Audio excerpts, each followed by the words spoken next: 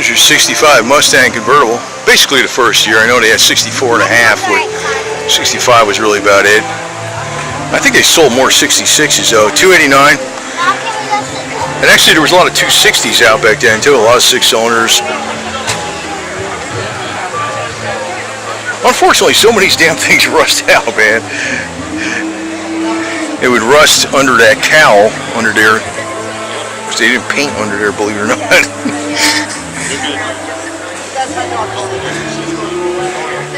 Yeah, this is it, man.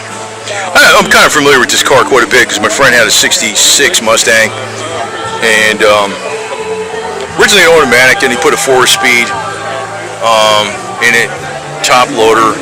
Then he went back to an automatic. And then I don't know, he changed the rear 4 times or so because it kept breaking ass. He put actually big fender flares on his shit and jacked it up and stuff. Had a long time. And wound up stuffing a 351 Windsor in there, which really didn't fit, but it fit, but really didn't fit because it had a 289 exhaust manifolds on it to get it in there, and had to hammer out the inner fenders a lot to get it in there.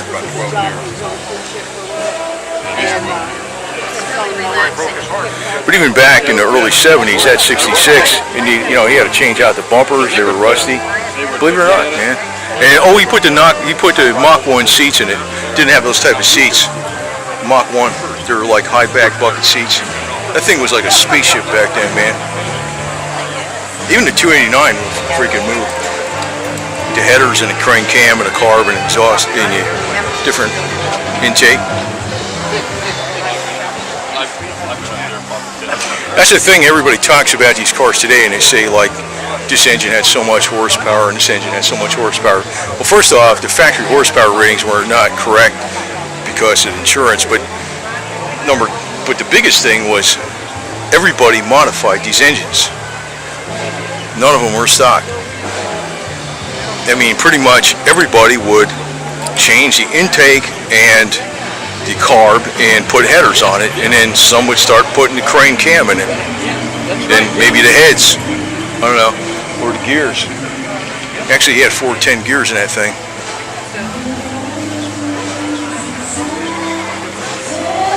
But nobody's car was stock.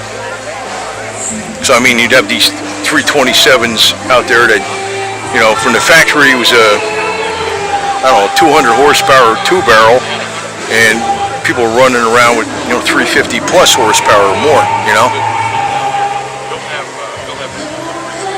Oh yeah, plus the heavy duty clutches. That was another thing. Because I know that's why that dude went back to the automatic, because he had such a heavy duty clutch in there. He kept bending the Z-bar and the clutch pedal. He welded 2 clutch pedals together and it still bent them.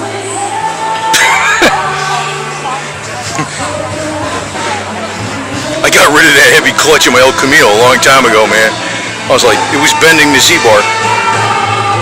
When I changing parts on the damn thing, I says, stock clutch, but now they got the center line, or center force clutches now, which are not real heavy springs, but they'll grab real good.